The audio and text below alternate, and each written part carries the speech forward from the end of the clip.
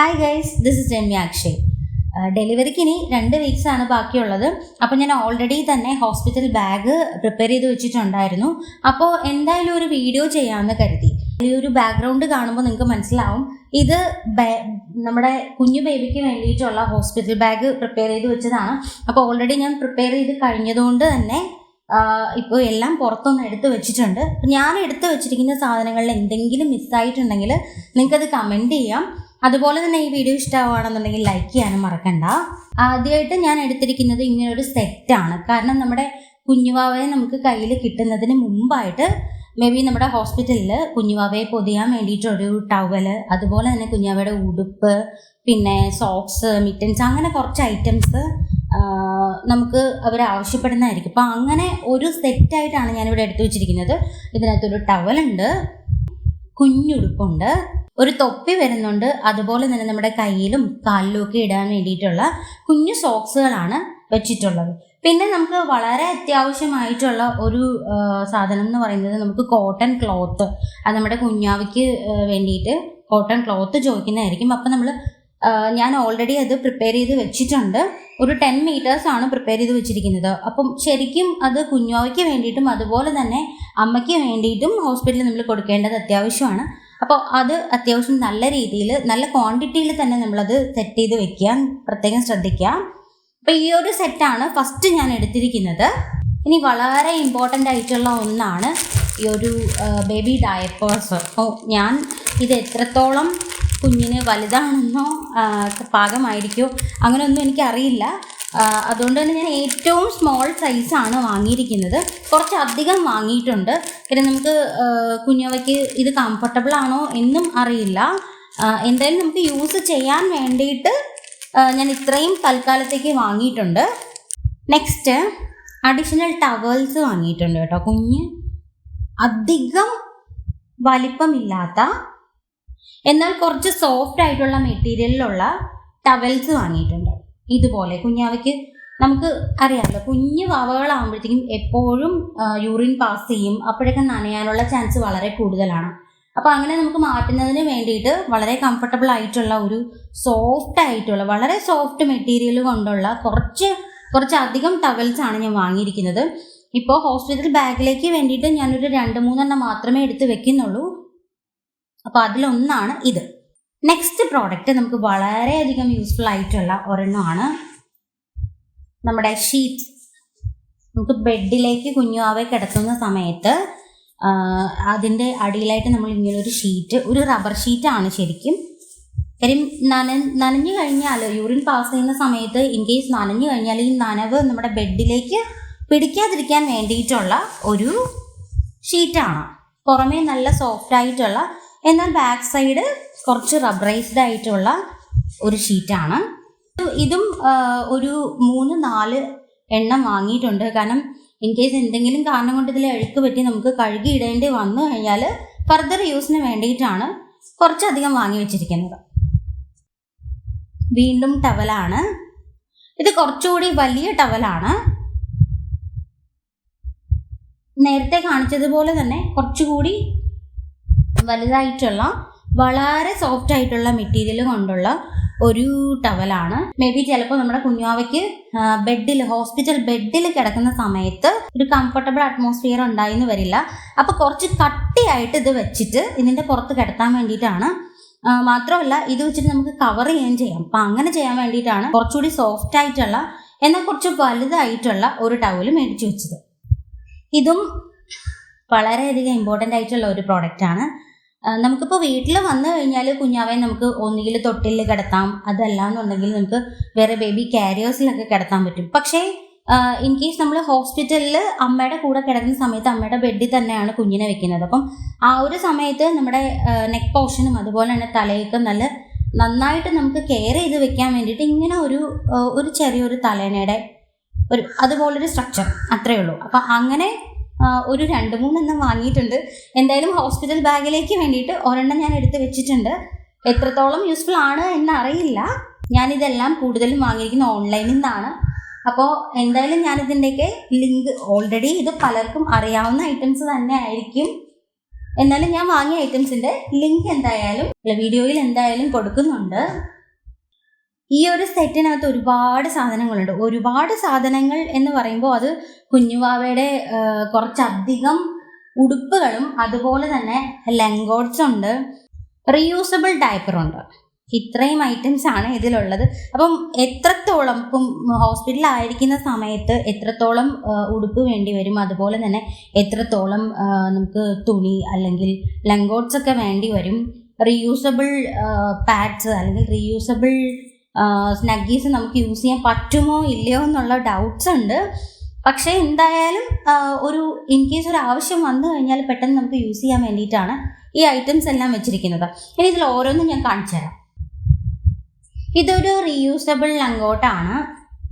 കണ്ടില്ലേ, ഇങ്ങനെയുള്ള ഐറ്റംസ് നിങ്ങൾ പലപ്പോഴും ഓൺലൈൻ സോഷ്യൽ മീഡിയയിലൊക്കെ കണ്ടിട്ടുണ്ടാവും.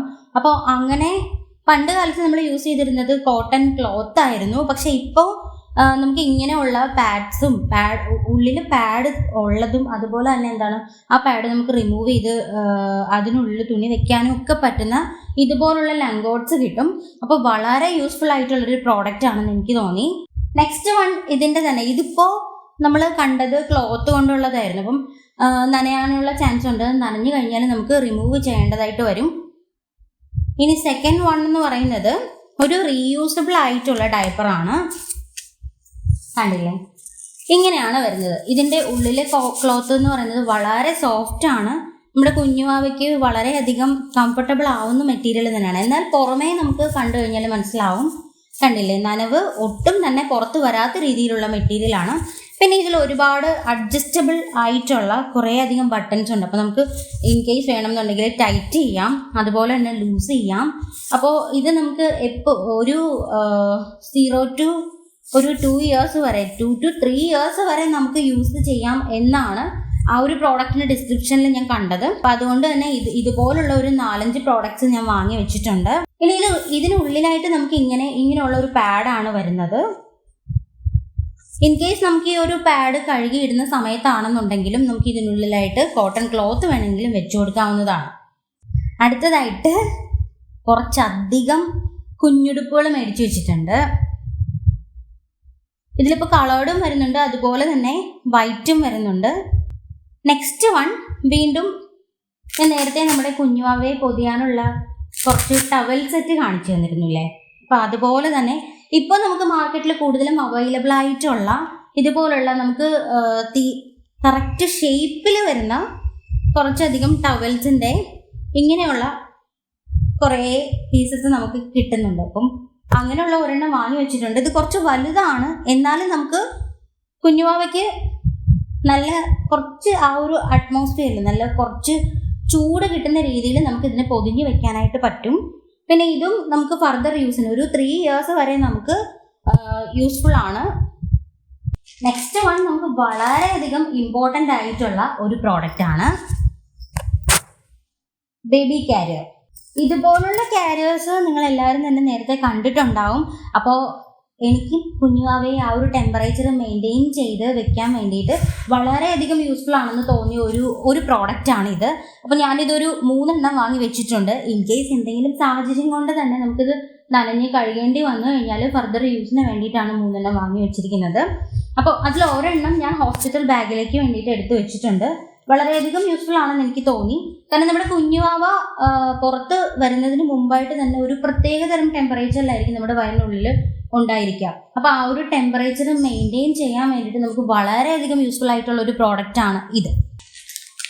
നെക്സ്റ്റ് നമുക്ക് എല്ലാവർക്കും തന്നെ അറിയാവുന്ന ഒരു കാര്യമാണ് നമ്മുടെ ബേബി നമുക്ക് എല്ലാ ദിവസവും ഒന്നും കുളിപ്പിക്കാനായിട്ട് പറ്റത്തില്ല. അപ്പോൾ നമുക്ക് അതിന് വേണ്ടിയിട്ട് ഇപ്പം നമ്മൾ പാല് കൊടുക്കുന്ന സമയത്ത് ഈ പാലൊക്കെ വീണിട്ട് അതുപോലെ തന്നെ യൂറിൻ പോകുന്ന സമയത്ത് യൂറിനൊക്കെ പറ്റിയിട്ട് നമ്മുടെ കുഞ്ഞുവാവയ്ക്ക് സ്മെൽ എന്തെങ്കിലും വരാനുള്ള ചാൻസ് വളരെ കൂടുതലാണ്. അപ്പോൾ എപ്പോഴും നമ്മൾ നീറ്റായിട്ട് കുഞ്ഞുവാവയുടെ ബോഡി എപ്പോഴും നീറ്റായിട്ട് ഹൈജീനിക് ആയിട്ട് വെക്കാൻ വേണ്ടിയിട്ട് നമുക്ക് വളരെയധികം അത്യാവശ്യമുള്ള ഒരു പ്രോഡക്റ്റാണ് ഇത്, ബേബി വൈപ്സ്.